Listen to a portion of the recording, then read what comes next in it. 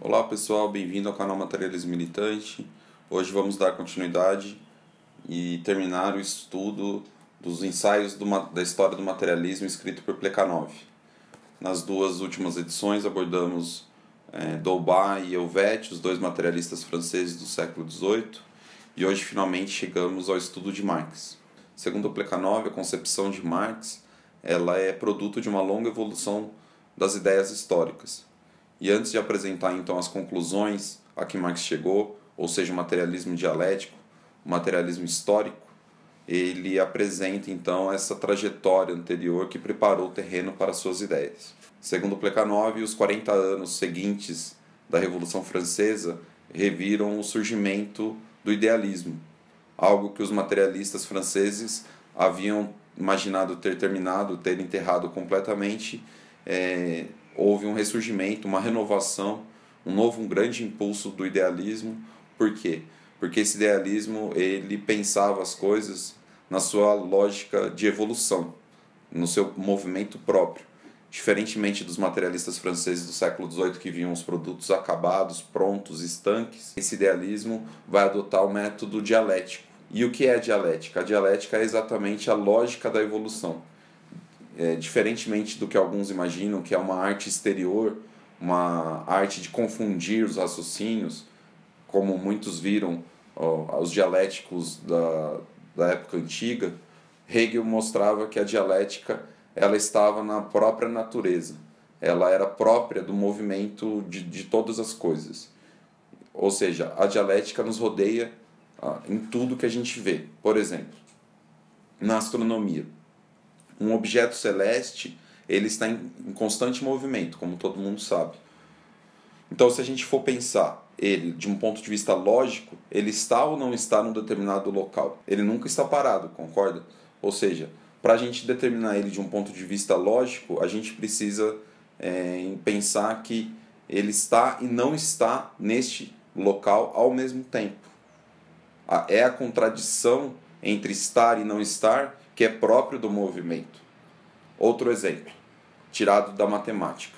A matemática, diz Plekhanov, elementar, está para a metafísica, assim como a matemática superior, a matemática do cálculo, da integral e da derivada, está para o método dialético. Enquanto a matemática elementar vê os objetos prontos, parados, isolados, acabados, o cálculo vê as coisas em perspectiva, vê as coisas em movimento, vê as coisas no seu infinito, processo de mudança. Por exemplo, e aqui a gente vai mostrar uma figura que exemplifica bem, ilustra bem o que a gente está falando. A matemática elementar vê um polígono, ou seja, um quadrado, um hexágono, um heptágono, vê ele de uma forma pronta, acabada. Enquanto o círculo é um outro objeto com outras definições completamente diferente de um polígono. Enquanto a matemática superior, ou seja, do cálculo, mostra que existe uma relação bastante grande entre o polígono e o círculo. Se a gente aumentar os lados de um polígono ao infinito, ele vai tender a se transformar num círculo num dado momento. Ou seja, polígono e círculo não estão isoladamente, eles não existem de forma isolada, eles existem numa correlação determinada pela quantidade de lados de um polígono. Por exemplo, na biologia, enquanto D'Holbach via, e a maior parte dos biólogos viam, as espécies prontas, acabadas, surgidas de súbito, eles pensavam de forma metafísica. Quando Darwin vem com a sua teoria da origem das espécies, ele está pensando de uma forma dialética. Por quê? Porque todas as espécies estão relacionadas entre si. Todas elas remontam ao mesmo antepassado. E elas se transformam, se diferenciam no decorrer da história. Mas diz Plekhanov que depois de Darwin houve uma forma de ver a evolução também de forma metafísica. E qual era essa forma? era ver a evolução apenas no seu processo gradativo de transformações. E a revolução, ela não era entendida. Ela não era compreendida como parte do processo da evolução. Enquanto a dialética vê que a evolução, ou seja, a transformação quantitativa, e a revolução, a transformação qualitativa, elas eram ligadas uma à outra. E isso é uma das regras da dialética. A quantidade se transforma em qualidade e vice-versa, ou seja, a qualidade se transforma em quantidade. É um acúmulo de transformações quantitativas que, num determinado ponto, chega-se à transformação de todo o ser, de toda a qualidade daquele ser. Num determinado ponto, você não pode mais dizer que há apenas uma mudança quantitativa. Por exemplo, o caso da água. A água, se a gente abaixar a sua temperatura até 0 graus, ela tende a se manter líquida, ser estática. Se a água estiver completamente parada e a gente abaixar a temperatura dela para 0, ela vai ainda manter a sua fluidez, o seu caráter de água líquida. Mas se acontecer algum acidente em que haver um movimento nessa água, de uma vez só, de uma maneira repentina, ela vai se transformar em gelo. Ela vai endurecer de uma vez só, ou seja, há uma mudança qualitativa, porque gelo e água líquida são de qualidades diferentes, são de formas e existem propriedades completamente diferentes. Você não mata alguém afogado com gelo. Essa é uma das regras da lógica dialética, ou seja, a quantidade e a qualidade, elas estão ligadas uma à outra. A mudança qualitativa só advém após um tanto de mudanças quantitativas. E essa mudança qualitativa vai possibilitar uma nova mudança quantitativa. Por exemplo, você não consegue abaixar a temperatura da água a menos de 0 graus, porque exatamente ela congela, ela muda de qualidade. Mas o gelo é possível diminuir a sua temperatura a temperaturas negativas. Da mesma maneira o vapor. O vapor, a água líquida, ela não consegue atingir mais do que 100 graus Celsius. Mas o vapor consegue chegar a temperaturas muito quentes, muito elevadas. Ou seja, a mudança qualitativa da água em vapor possibilitará, então, uma nova etapa de mudança quantitativa da temperatura da água. Então, quando a gente aplica essa lógica dialética aos fenômenos sociais, houve um processo de revolução completa e de resolução de problemas antes que, como a gente viu, nos materialistas franceses, levavam a contradições absolutas. Por exemplo, a contradição: se o meio social determina a opinião pública ou a opinião pública determina o meio social. O Schelling, por exemplo, que era um idealista alemão que adotava o método dialético, ele vai mostrar que, através de opiniões conscientes, ou seja, livres, completamente conscientes, chegava-se a um resultado não esperado. O entrechoque de opiniões levava a um resultado que não era esperado por ninguém. Ou seja, o entrechoque consciente entre os homens leva ao surgimento inconsciente de um processo. E esse processo ele está ligado a leis tais como o movimento do corpo celeste. Da mesma maneira que existem leis que determinam o movimento desse corpo celeste, existem leis que moldam a opinião pública da mesma maneira.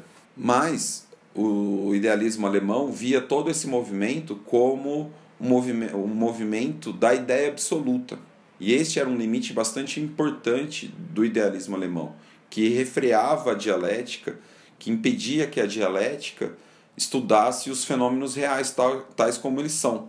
Embora Hegel, por exemplo, quando ele vai exemplificar a dialética, ele o tempo todo tenha que recorrer a exemplos concretos da realidade. Ou seja, chegava-se ao perigo, então, de substituir a vida pela teoria. E essa ideia absoluta, ela deveria ser explicada. Como que ela surgiu? Porque a ideia absoluta nada mais é do que um processo de abstração do pensamento em relação à realidade. E uma década depois da morte de Hegel, o idealismo vai ser superado de novo pelo materialismo. Só que não mais o materialismo metafísico, o materialismo igual do século XVIII, mas um materialismo enriquecido exatamente pelo método dialético, ou seja, o materialismo de Marx. Ou seja, aquele pensamento que elaborado por Hegel, que dizia que o finito, o próprio do finito, é negar-se a si mesmo, era uma vez por todas comprovada pela negação do próprio idealismo, pela negação do próprio idealismo em direção de novo ao materialismo. E o que facilitou essa transformação do idealismo dialético para o materialismo dialético de Marx? Era o fato de que Hegel, tanto quanto os materialistas franceses do século XVIII, ele era monista.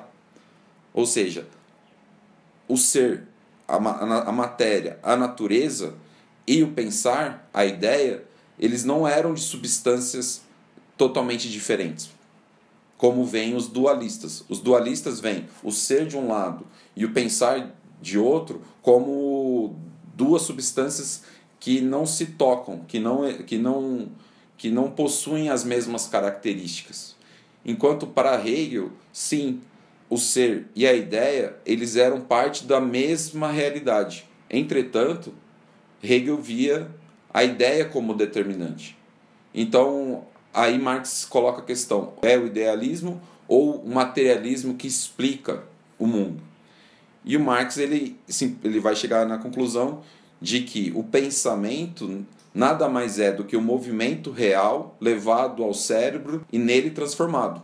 Ou seja, o monismo de Hegel, ele preparou o terreno para Marx. E Marx, apenas na inversão do método de Hegel, chega então ao materialismo dialético. Ele coloca, como vai dizer, o método de Hegel de ponta cabeça. Ele vai colocar a dialética sob os pés da realidade, da natureza. E o pensar vai ser apenas um reflexo desse movimento. Esta vai ser uma das transformações realizadas por Marx, ou seja, a transformação da lógica idealista, dialética, numa lógica dialética materialista. Qual vai ser outra fonte, outro problema que Marx vai resolver de uma forma, digamos, simultânea? Vai estar ligado à questão da economia. Depois da Revolução Francesa, como todo mundo sabe, houve um processo de restauração do absolutismo, com Napoleão chegando, inclusive, a se transformar em imperador. E durante esta fase da restauração na França, os historiadores vão abandonar completamente a ideia de que a opinião pública governava o mundo, como haviam dito grande parte dos materialistas franceses do século XVIII. E isso ocorre de uma maneira bastante fácil de ser entendida, exatamente porque a Revolução estava muito próxima. E se viu na Revolução que nenhuma ideia, nenhum sujeito, nem mesmo um gênio da política como Robespierre, vai conseguir governar o mundo como ele quer. Ele mesmo vai ser derrotado. Então, para os historiadores da época da Restauração, não é a opinião pública que molda o meio social, mas é o meio social que molda a opinião pública. E esse meio social está ligado para esses historiadores da época da Restauração à economia. São as classes sociais que determinam a opinião política e a luta política em marcha na França. É a luta de classes, portanto, que é o motor da história. Uma ideia que muitos vão atribuir a Marx, mas não é ele que criou essa ideia. Essa ideia já vem elaborada anteriormente a Marx. Marx apenas vai depurar e chegar a conclusões mais coerentes a partir dessa ideia. Então, como a gente viu, para esses historiadores da época da Restauração, era a economia que determinava a opinião pública. Mas o que determinava a economia? Isso eles não conseguiam explicar. Ou seja, os historiadores da época da Restauração vão colocar um X, uma incógnita, que vai ser resolvida exatamente por Marx. E Marx vai resolver este problema de uma forma bastante simples e ao mesmo tempo genial. E aqui que conclusão que Marx chega? Na Crítica da Economia Política de 1859, tem um trecho que eu vou ler aqui, e vai aparecer o texto aí na tela, em que a gente vê esta concepção de uma maneira bastante resumida e de uma maneira bastante clara. Na produção social da sua vida, os homens entram em relações determinadas, necessárias, independentes da sua vontade. Relações de produção que correspondem a um determinado grau de desenvolvimento das suas forças produtivas materiais. O conjunto destas relações de produção constitui a estrutura econômica da sociedade, a base concreta sobre a qual se ergue uma superestrutura jurídica e política, e a qual correspondem determinadas formas de consciência social. O modo de produção da vida material condiciona os processos da vida social, política e intelectual em geral. Não é a consciência dos homens que determina o seu ser. Pelo contrário, é o seu ser social que determina a sua consciência. As relações de produção aqui são o que antes era conhecido como as relações de propriedade. As relações de produção, na sua manifestação jurídica, são as relações de propriedade que os historiadores da época da Restauração haviam colocado como motor das lutas políticas. Mas estas relações de produção são determinadas pelo quê? E aqui nesse trecho, Marx não deixa dúvida. É o desenvolvimento das forças produtivas. E o que são as forças produtivas? De uma maneira bastante simples, são os instrumentos de trabalho. Ou seja, não é mais, como haviam dito os materialistas franceses, a necessidade física de beber, de comer, que molda o seu interesse. Segundo Marx, é o modo de produzir estas necessidades. Para Marx, não é mais as necessidades físicas que determinam a história, mas é o modo de produzir, o modo de resolver essas necessidades. Ou seja, é o trabalho que vai determinar a transformação do homem. O homem, diferentemente dos animais, ele deixa de adaptar os seus órgãos à resolução das necessidades físicas. É aquela história dos órgãos que Darwin mostrou, chega ao fim no homem. E a partir do homem, passa-se então a haver a transformação dos órgãos artificiais, ou seja, dos instrumentos de trabalho. Então a gente passa do terreno da zoologia para o terreno da história. Mas alguns vão objetar. Há animais que também utilizam-se de instrumentos. Mas diz Plekhanov, tudo bem, há animais que utilizam de instrumentos, mas essa utilização ela é bastante ínfima. Não é determinante no modo de vida desses animais. Enquanto nos homens, essa transformação ela é decisiva, ela é fundamental. Aqui comprova-se mais uma vez a lei da transformação da quantidade em qualidade. A partir do momento em que há um uso quantitativamente importante de uso de instrumentos, há uma mudança qualitativa das espécies e surge então o homem. Há um texto bastante importante de Engels, que é a transformação do macaco em homem pelo trabalho, que vai mostrar exatamente isso, o papel do trabalho na transformação das espécies. Ou seja, o que caracteriza, o que fundamenta o homem, a nossa espécie, é exatamente a capacidade de produzir, através de instrumentos, aquilo que a gente precisa para resolver as nossas necessidades físicas. A adaptação do homem ao meio natural já não se dá mais através da adaptação dos seus próprios órgãos, do seu próprio corpo. A gente já se adapta ao meio ambiente mudando e criando ferramentas para isso. Por exemplo, para um homem se adaptar ao frio, ele produz roupa. Ele não muda de corpo. Ele não muda a espessura da sua pele. Ele não cria uma casca ou uma camada espessa de pelos. Pelo contrário. Ele cria uma roupa que vai suprir essa necessidade física de se proteger do frio. Então vai dizer Marx, o que distingue uma época histórica de outra é menos o que se fabrica do que a maneira que se fabrica os meios de trabalho com que se fabrica. Ou seja, o que distingue de uma maneira mais clara uma época histórica da outra são as forças produtivas, os instrumentos de trabalho.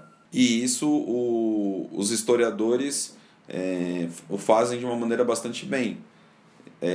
Enquanto depois do surgimento da escrita, muitos historiadores vão se confundir, né, e vão muitas vezes determinar o conhecimento, a literatura, a filosofia como motor da história. Quando eles vão recorrer a épocas antepassadas, eles determinam esse modo de viver através do quê? Dos instrumentos de trabalho. Ou seja, o trabalho dos arqueólogos de reconstrução de épocas antigas do homem é feito exatamente tendo como base os instrumentos de produção com o qual aquela sociedade produzia. Ora, vai dizer Plekhanov, da mesma maneira que o meio natural determina os órgãos naturais dos animais, fica de uma maneira bastante clara que o meio natural, o meio ambiente, vai determinar o surgimento daquele ou deste órgão artificial do homem.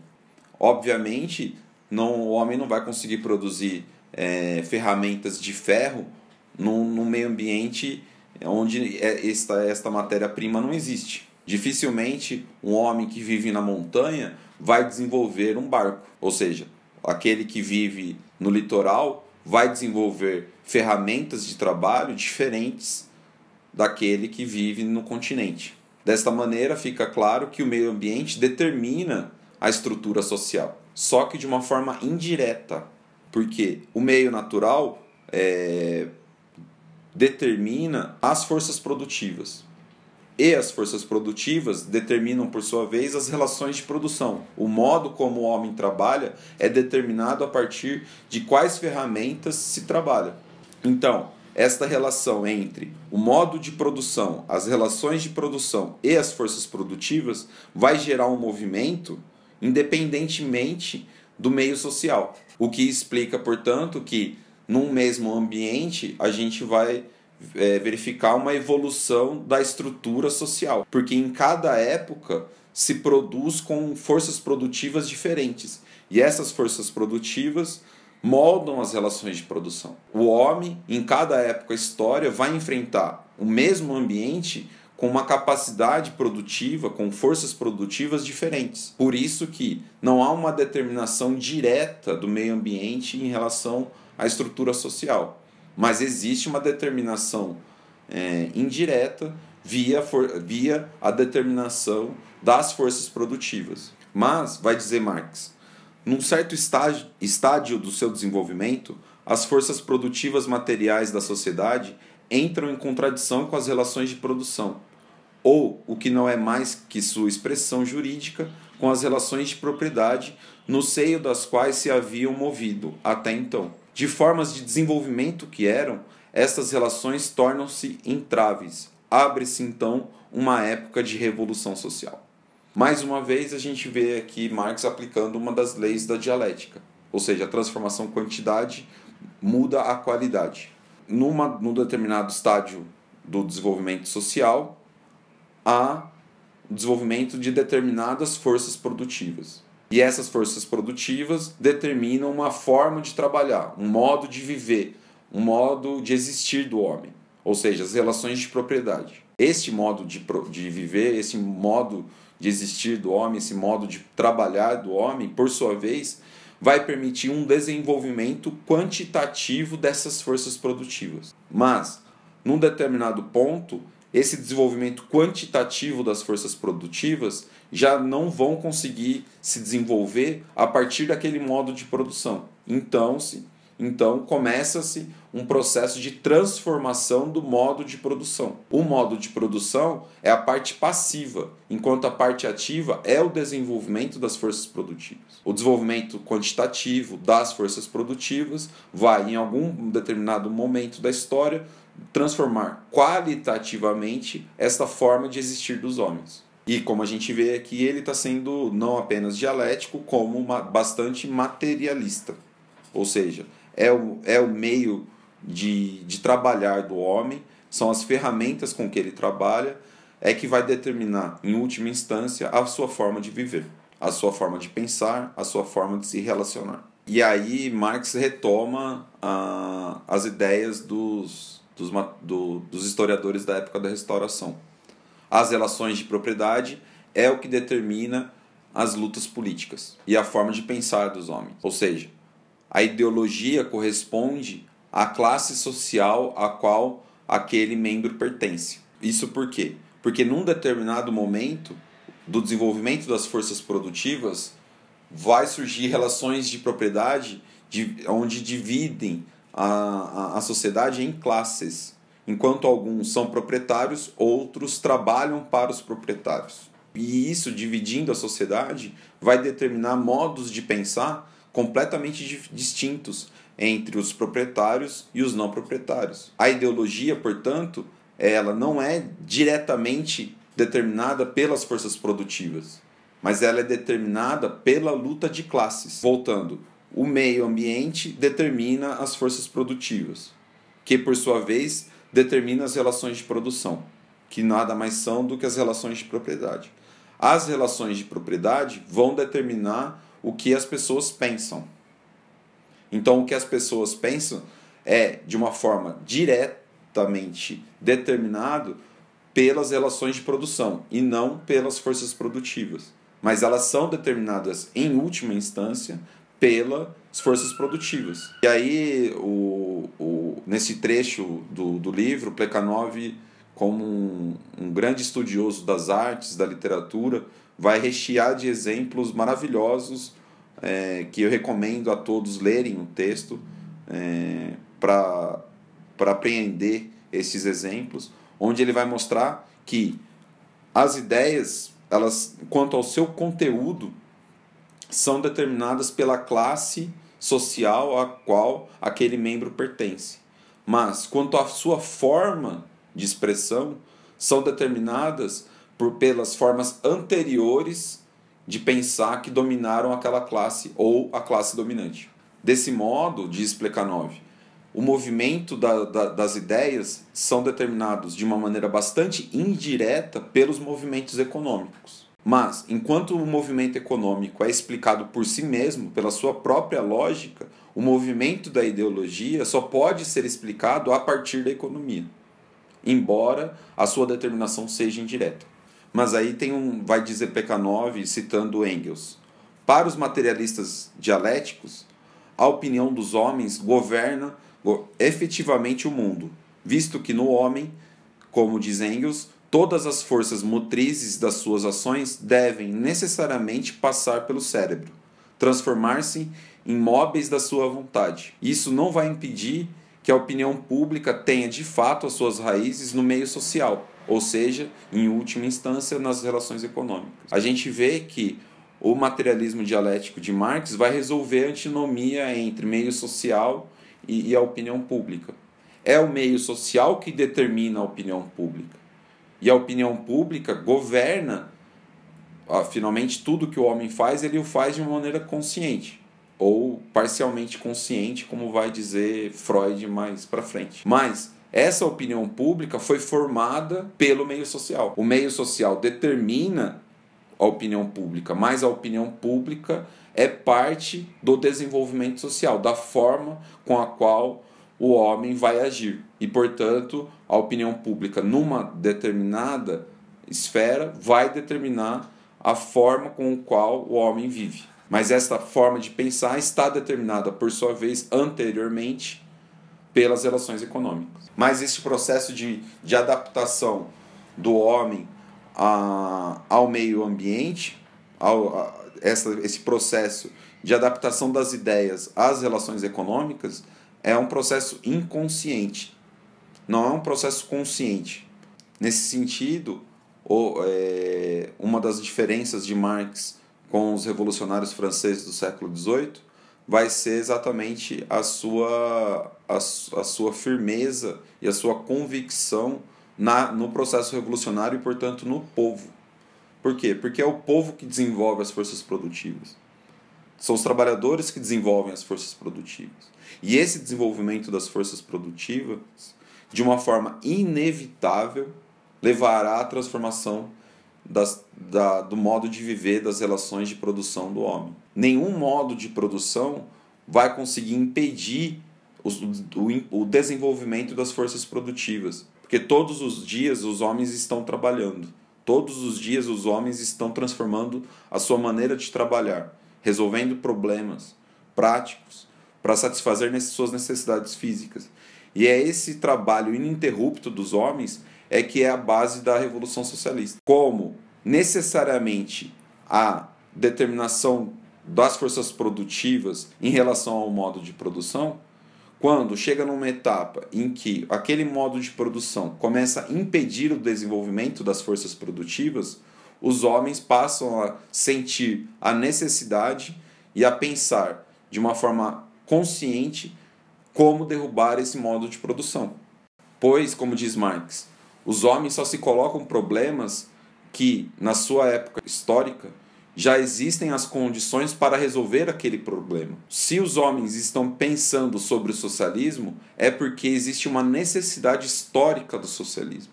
E existe já hoje as possibilidades de resolver este problema. As condições já estão dadas para resolver o problema de acabar com o modo de produção capitalista. Por quê? Porque já houve um desenvolvimento das forças produtivas a tal ponto em que este modo de produção está atrapalhando a forma de viver do homem e a forma de desenvolvimento dessas mesmas forças produtivas. O capitalismo, como diz, e aí se vangloriam muito os liberais e os apologistas do capitalismo, foi um processo, foi um período histórico de amplo desenvolvimento das forças produtivas. E isso é verdade. Marx mesmo vai concordar com isso. Mas, hoje em dia, este capitalismo está paralisando o desenvolvimento das forças produtivas. Quantas descobertas científicas não são aplicadas e não são resolvidas? Por exemplo, a lâmpada eterna, o carro movido a combustível fóssil não é substituído pelo carro movido a hidrogênio, por exemplo. Ou seja, o capitalismo de motor do desenvolvimento das forças produtivas passou a ser freio do desenvolvimento das forças produtivas. Mas é inevitável o processo de desenvolvimento dessas forças produtivas. Então é inevitável que esse modo de produção venha a ruir, venha, por fim, acabar, provando mais uma vez uma das leis da dialética, que é próprio do finito transformar-se no seu contrário. Ou seja, é próprio do capitalismo transformar-se no socialismo. Esta foi uma primeira apresentação do método de Marx. A gente, como você sabe, vamos nos debruçar ainda sobre 58 obras que ainda restam para a gente abordar. Ou seja, muitos desses temas sobre o materialismo histórico, sobre o materialismo dialético, sobre o que é dialética, serão novamente abordados, várias vezes abordados pelos textos que a gente escolheu. Na próxima semana a gente vai estudar, então, começar a estudar o outro texto de Plekhanov, Ensaio sobre o desenvolvimento da concepção monista da história. Nós vamos abordar os 2 primeiros capítulos, que vão abordar tanto o materialismo francês do século XVIII, quanto os historiadores na época da Restauração na França. Na sequência, esse livro vai discutir o idealismo alemão, o socialismo utópico e, de novo, a concepção de Marx. Então, muitas das coisas que a gente viu já no primeiro livro serão novamente abordadas, mas com novos argumentos, com novas formas de ver, e a ideia é que, com isso, a gente vá se aprofundando cada vez mais neste método que é uma verdadeira arma da classe operária. Espero que vocês tenham gostado. Deixem dúvidas, comentários aqui embaixo. Em breve a gente vai gravar um webinário ao vivo para discutir os textos já anteriormente abordados, onde você poderá entrar ao vivo e colocar suas questões, e a gente vai procurar sempre da melhor maneira possível ajudar e responder. Beleza? Abraço e até lá!